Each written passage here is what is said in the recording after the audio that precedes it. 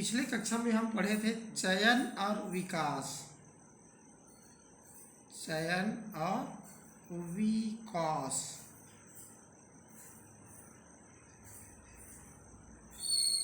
Selection and evolution, जिसमें हम बतलाए थे कि ये दो प्रकार का होता है। एक होता है प्राकृतिक चयन और जो दूसरा होता है कृत्रिम चयन। इसके बारे में हम बतलाए थे कि प्राकृतिक चयन में प्रकृति अपने तरीके से जीवों का चयन करती है और इसमें मनुष्य अपने तरीके से जीवों का चयन करती है। प्राकृतिक चयन का एक उदाहरण आपको बतलाया गया था, जिसमें बाढ़ के कारण बचे जीव, ये प्राकृतिक चयन का उदाहरण है। ठीक इसी तरह से कृत्रिम चयन के लिए हम बतलाए थे विभिन्न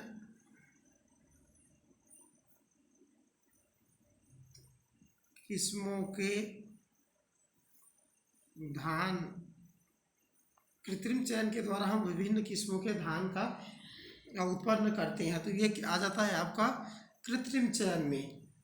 तब इस तरह से जो चयन करते हैं तब उससे क्या होती है, जो कुछ जीव बच जाते हैं और वही आगे जीवित रहते हैं और बाकी नहीं रहते।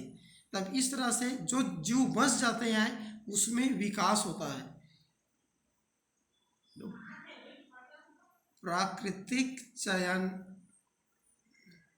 के द्वारा जो जीव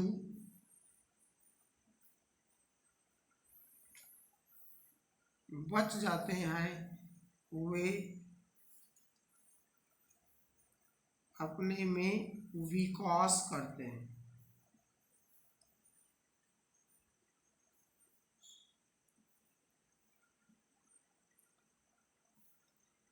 डार्विन और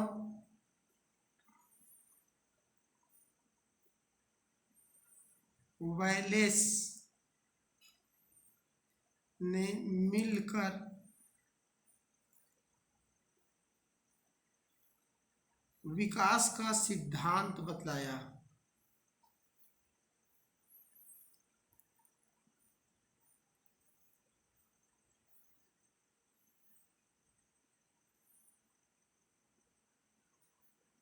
थ्योरी ऑफ इवोल्यूशन बतलाया। तब आज आगे लेंगे हम विकास का सिद्धांत।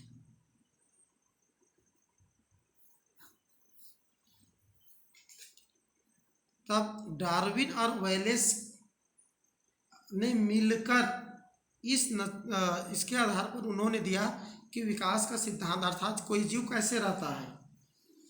तब विकास के सिद्धांत किसके द्वारा दिया गया है, ये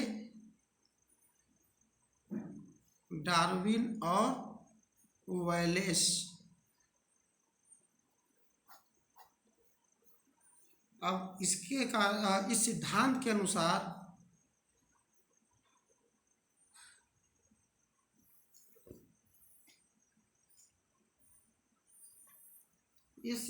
अनुसार हम इसको पॉइंट वाइज व्याख्या करेंगे। जीवों में विविधता पाई जाती है। क्या होता है, जीवों में विविधता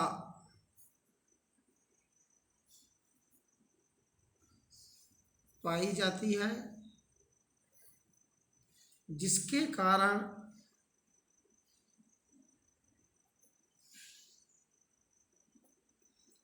कारण उनके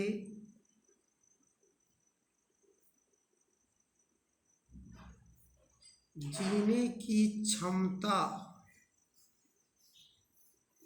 में भी थोड़े बहुत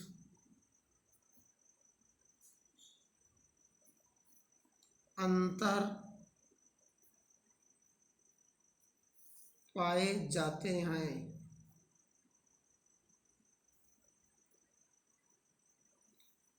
और इसी के कारण क्या हो जाती है, किसी की कम संतानें होती है तो किसी की ज़्यादा, किसी की जीने की क्षमता ज़्यादा होती है, और जिसमें जीने की क्षमता ज़्यादा होती है वही परिवेश में ढलकर जीते हैं और उसकी एक नई प्रजाति हो जाती है।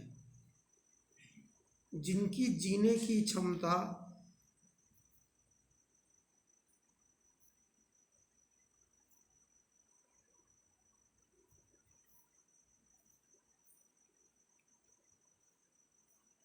ज़्यादा होती है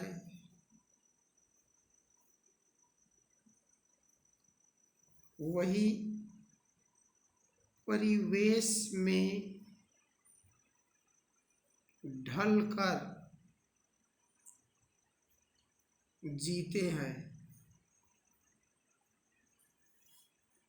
और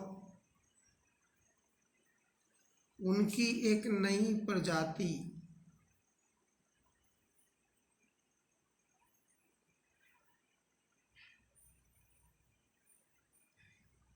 दिखाई देती है।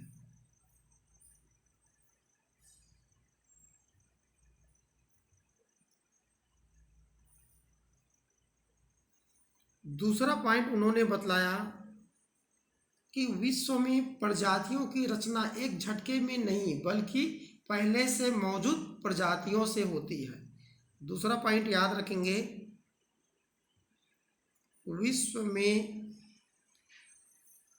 प्रजातियों की रचना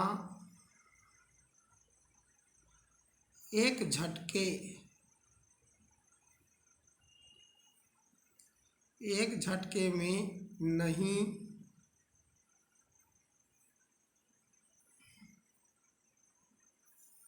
बल्कि पहले से मौजूद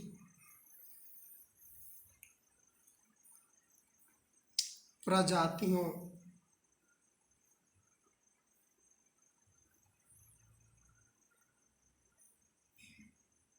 से होती है।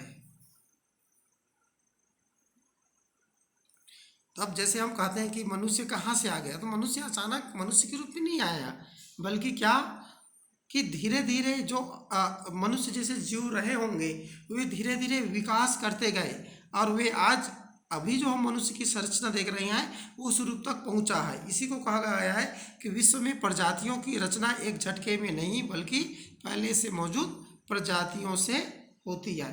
अगला हम तीसरे पॉइंट के लिए आगे बढ़ते हैं।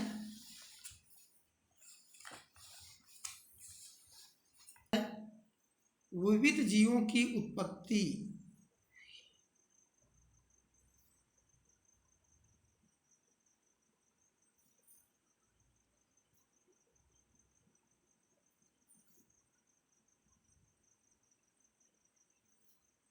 एक समान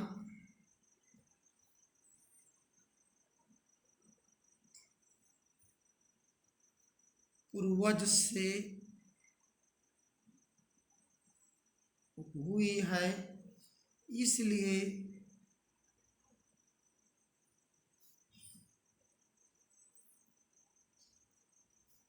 विकास की प्रक्रिया को एक शाखित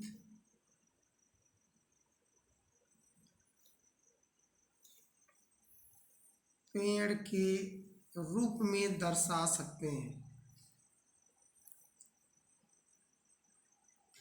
दर्शाया जा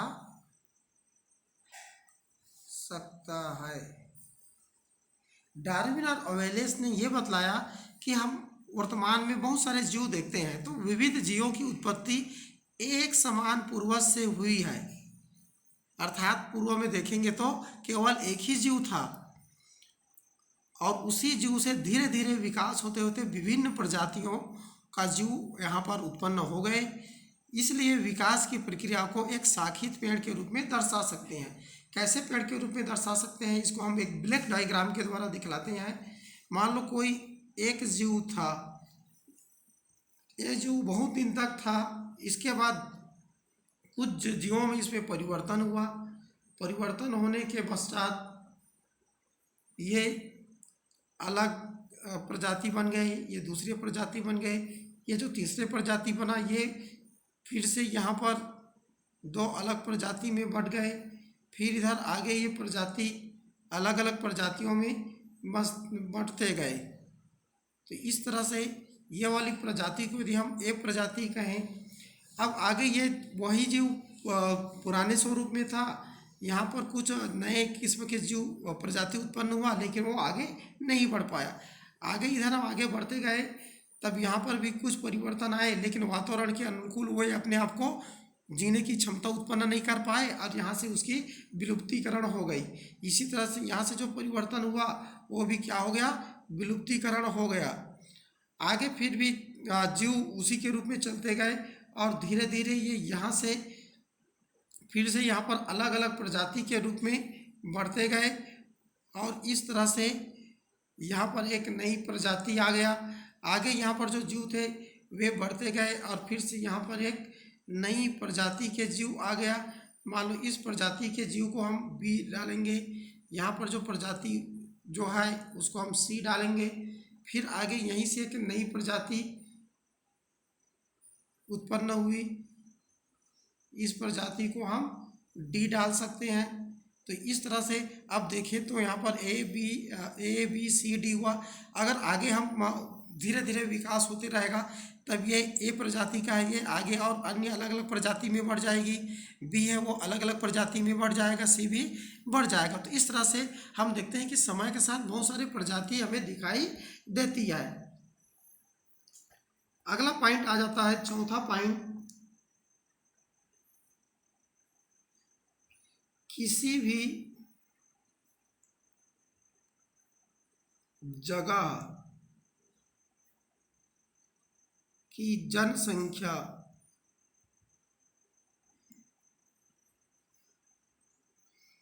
में पाए जाने वाले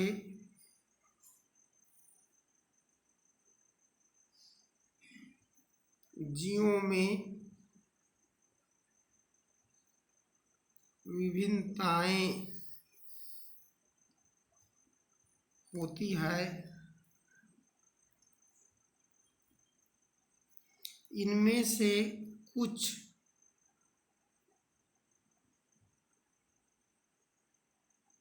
विभिन्नताएं ही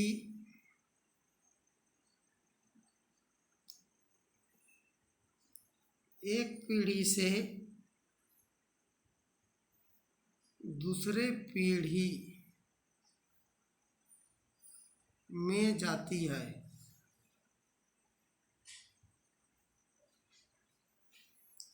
डार्विन ने कहा कि किसी भी जगह की जनसंख्या में पाए जाने वाले जीवों में विभिन्नताएं रहती है, अलग अलग विभिन्नता रहती है। इनमें से कुछ विभिन्नताएं क्या होती है, एक पीढ़ी से दूसरी पीढ़ी में जाती है। वहाँ पर वातावरण के अनुसार जो विभिन्नता है वो अगले पीढ़ी में चली जाएगी। अगला पॉइंट इसी में हम लेते हैं, पांचवा पॉइंट क्या कहता है, हर प्राणी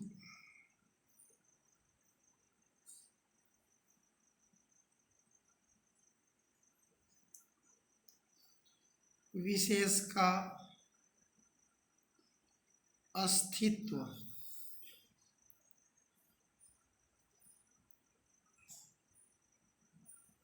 बनाए रखने के लिए उनमें कुछ खास विभिन्नताएं होती है।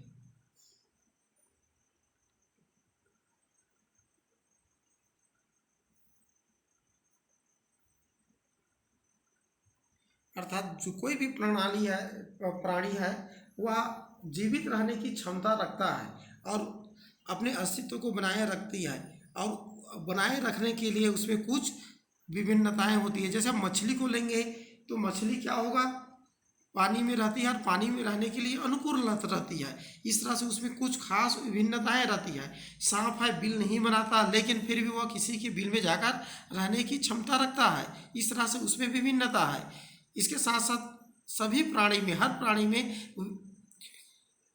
हर जो प्राणी विशेष है उसके अस्तित्व बनाए रखने के लिए उनमें कुछ खास विभिन्नताएं होती है। अगला पॉइंट हम लेते हैं, छठवां पॉइंट है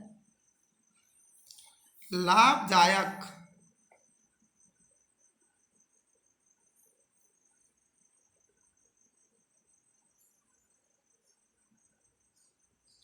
लाभदायक भिन्नताओं वाली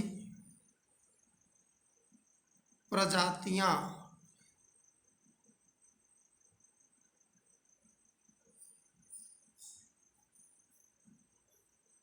किसी आवास में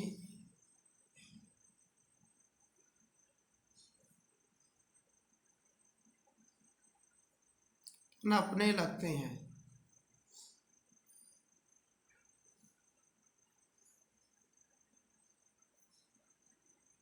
और समय के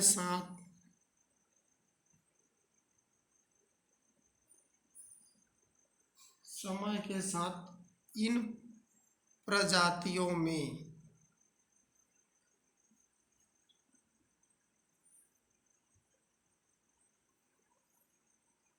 या इन प्रजातियों की आबादी में वृद्धि होती है।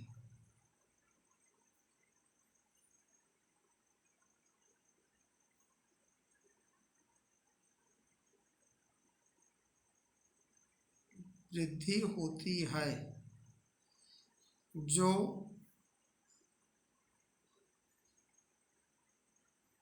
पहले से उपस्थित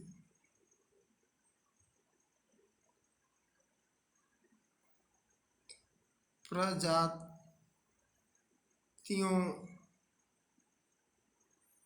की आबादी को प्रभावित करता है।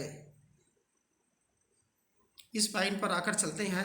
लाभदायक विभिन्नताओं वाली प्रजाति किसी आवास में पनपने लगते हैं और समय के साथ इन प्रजातियों की आबादी में वृद्धि होती है जो पहले से उपस्थित प्रजातियों की आबादी को प्रभावित करती है।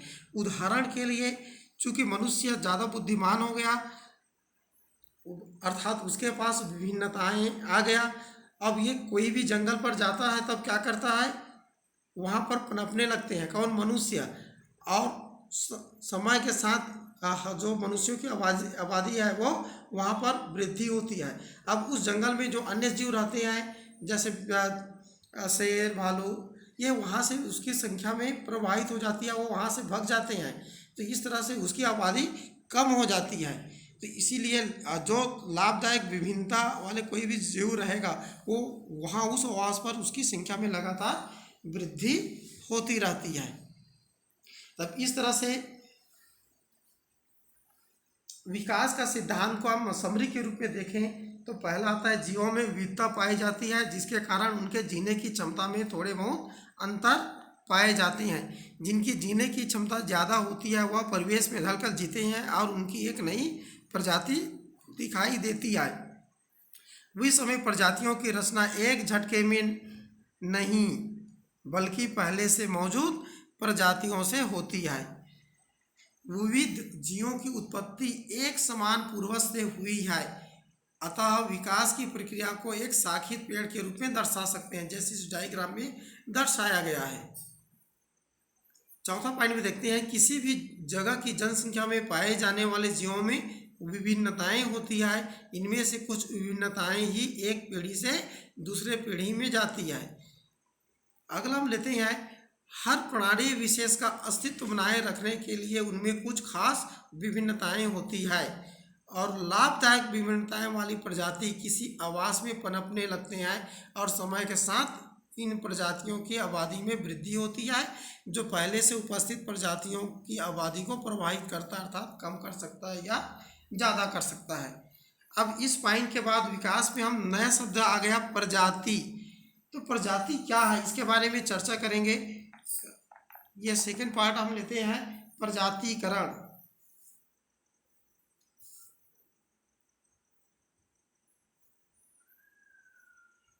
क्या आगे हम लेते हैं प्रजातिकरण।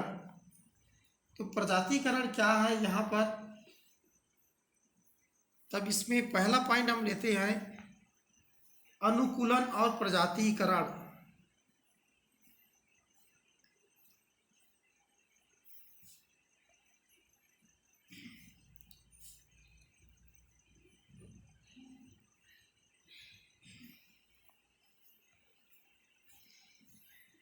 तब अनुकूलन और प्रजातिकरण का अर्थ क्या है, जैसे हम पहले भी बतला चुके हैं कि अलग अलग जीवों में क्या होती है, अलग अलग जीने की क्षमता होती है, और जो क्षमता होती है अर्थात वे उस आवास में विकसित कर लेती है, और जो उस आवास के अनुकूल हो जाती है वह क्या हो जाती है, वह प्रजाति आगे बढ़ती है।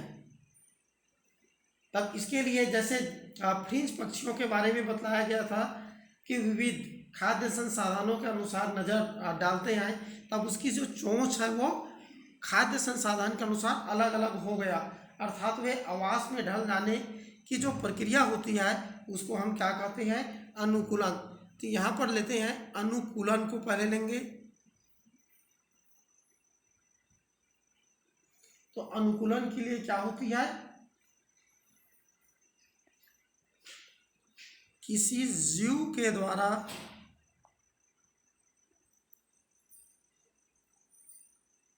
अपने आवास में ढल जाने की क्षमता को क्या कहते हैं, अनुकूलन कहते हैं। सरल शब्दों में हम लेते हैं, और अनुकूलित जीवों की आबादी लगातार बढ़ती रहती है।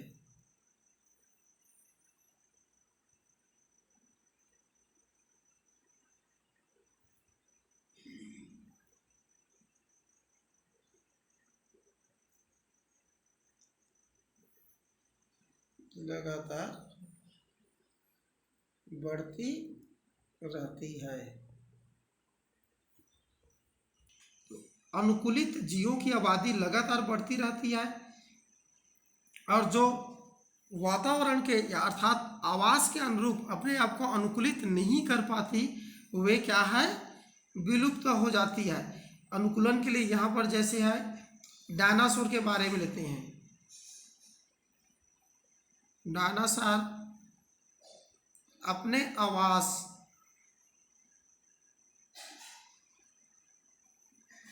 आवास में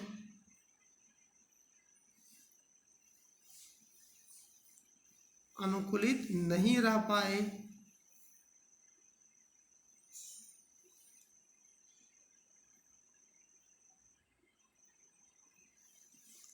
जिससे वे विलुप्त हो गए।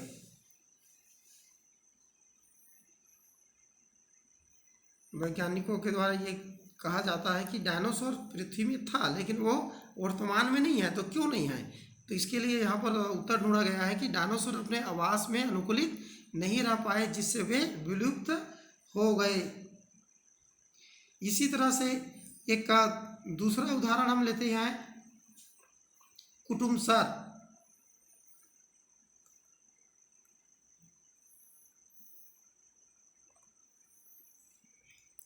कुटुम्बसर गुफा की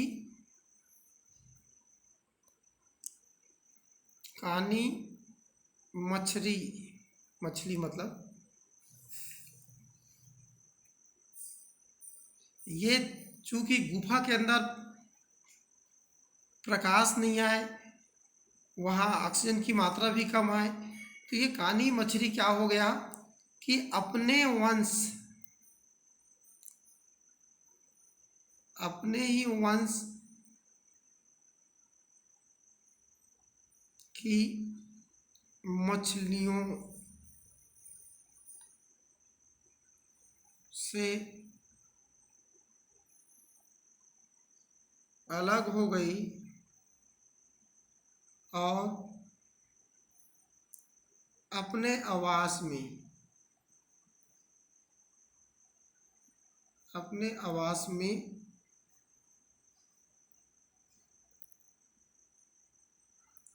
अनुकूलित हो गई। ये दो उदाहरण इसीलिए दिए हैं, देखो यहाँ पर डायनासोर आवास में अनुकूलित नहीं रह पाए और विलुप्त हो गए, लेकिन कुटुमसर गुफा की कानी मछली अपने वंश की मछलियों से अलग हो गई, लेकिन अपने आवास में अनुकूलित हो गई और वो आज भी वहाँ पाई जाती है, मतलब आवास के अनुसार अनुकूलित रह गया। इसी तरह से फ्रिंज पक्षियों के लिए हम उदाहरण दिए थे, जो अलग अलग आवास में क्या हो गया, बढ़ने लगे और उसमें इतनी विविधता हो गए कि वो एक फ्रिंज जो मुख्य रूप से फ्रिंज पक्षी थे, अलग अलग जो द्वीप में जाने के पश्चात अलग अलग हो गए और वे क्या हो गए, एक दूसरे से एकदम अलग हो गए, अर्थात उसमें क्या आ जाएगा, विभिन्नता आ गई। तीसरा पॉइंट इसी में लेते हैं, फ्रिंज पक्षी सरल शब्दों में लेते हैं, फ्रिंज पक्षी अलग अलग द्वीप में रहने के कारण वे वहाँ के आवास के अनुरूप अनुकूलित हो गए।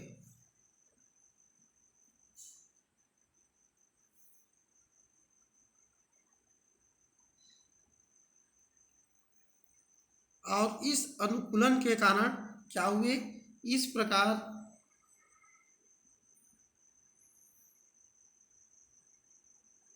फ्रिंज पक्षी की ही अलग अलग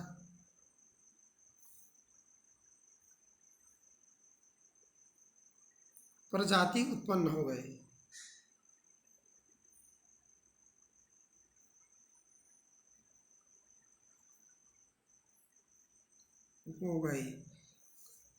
तब इस तरह से इन तीनों पॉइंट से एक निष्कर्ष निकलता है कि जो विलुप्त हो गए वो विलुप्त हो गए, जो अपने आप में वातावरण के अनुसार अनुकूलित कर लिए तो वे नए प्रजाति बन गए, जैसे कानी मछली है और फ्रिंज पक्षी की अलग अलग प्रजाति।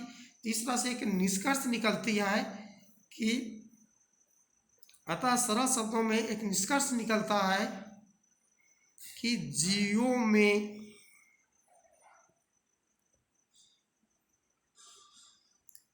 विविधता से अलग अलग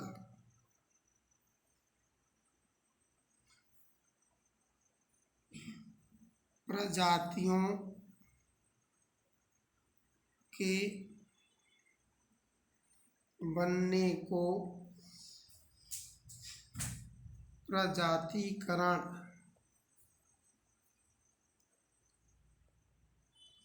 कहा जाता है। तो इस तरह से ये तो प्रजातिकरण हो गया। आगे इसका सेकेंड पॉइंट लेते हैं, अनुकूलन प्रजातिकरण के अंतर्गत प्रजातियां आखिर क्या है।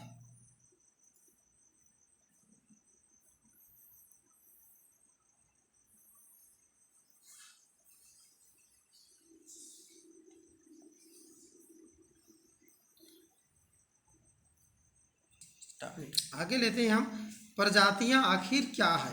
तो अलग अलग समय पर अलग अलग वैज्ञानिकों ने अलग अलग मान्यताएं अपना प्रस्तुत की हैं।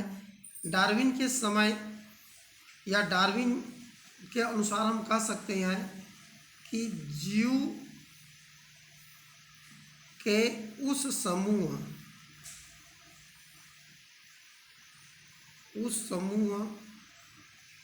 को प्रजाति जीव के उस समूह को कहा जाता रहा है जो आपस में लैंगिक प्रजनन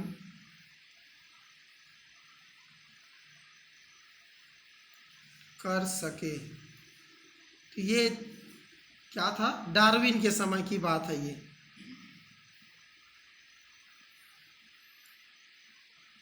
डार्विन के समय की बात है, लेकिन बाद में और शोध होते गया,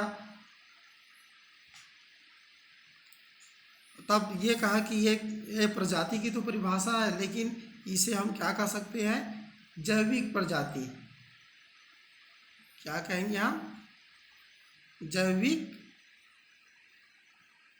प्रजाति माना गया। लेकिन जैसे हमने बतलाया कि इससे पूरी तरह से हम परिभाषा को क्लियर नहीं कर सकते, क्योंकि कुछ ऐसे उदाहरण मिले, जैसे यहाँ पर कछुआ और छिपकली आदि में क्या होती है, प्रजाति में मिली है, जहाँ प्रजातियों के लैंगिक प्रजनन होने के बाद भी इतनी क्या होती है, भिन्नताएं होती हैं, इसलिए उसको नई प्रजाति मानना बेहतर हुआ। इस तरह से जैविक प्रजाति की परिभाषा वर्गीकरण को व्यवस्थित करने में तो मददगार सिद्ध हुआ, लेकिन ऐसे जीवों की प्रजाति के बारे में हम कुछ नहीं कर सकते या सिद्ध नहीं कर पाए जिससे पीढ़ी लैंगिक प्रजनन नहीं बल्कि अलैंगिक प्रजनन से बढ़ती है। जैसे जीवाणु है, जीवाणु अलैंगिक प्रजनन से बढ़ती है, अतः उसके आधार पर उसको एक प्रजाति की परिभाषा में नहीं बांध सकते।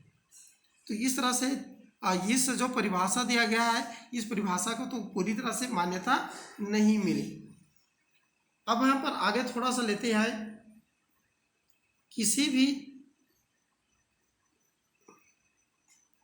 किसी प्राकृतिक आपदा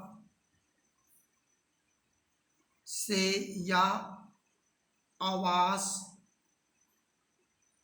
और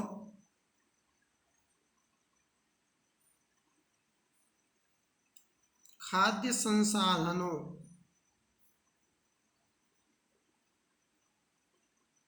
में बदलाव से अक्सर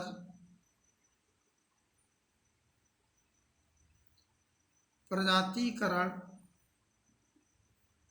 होने की संभावना रहती है, होने की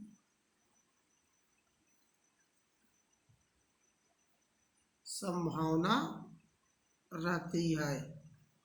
जैसे फ्रिंज पक्षियों के लिए हम बतलाए और कानी मछलियों के लिए बतलाए, तो ये आवास या खाद्य संसाधन के कारण प्रजातियों में बदलाव होती है। और इस तरह से हम विविधताएं कैसे उत्पन्न होती है, इसके अलग किस्म या अलग प्रजाति के जीव कैसे बनते हैं, इस दिशा में डार्विन ने बहुत सारा प्रयोग करते रहे, कुछ पौधों के साथ, कुछ जंतुओं के साथ, और बाद में विविधताओं के साधन के बारे में डार्विन के ही समय शादी मेंडल के अध्ययनों का उल्लेखनीय योगदान रहा। और मेंडल के बारे में हम जो आनुवंशिकी अध्याय है उसमें हम पढ़ेंगे।